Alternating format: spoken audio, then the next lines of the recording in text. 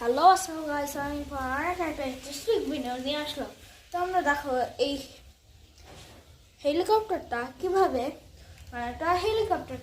কিভাবে রিমোট ছাড়া সেফলি এটা আমরা হাতে নিয়ে আসবো। সো সেটা বেশি দেরি না করে শুরু করা যাক।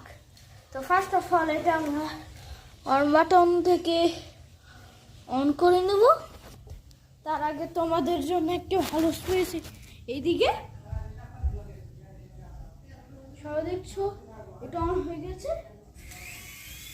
তো আমরা এটা করবো। তারপর তোমাদের যা করতে হবে এরকম হাতে করতে হবে, আর এরকম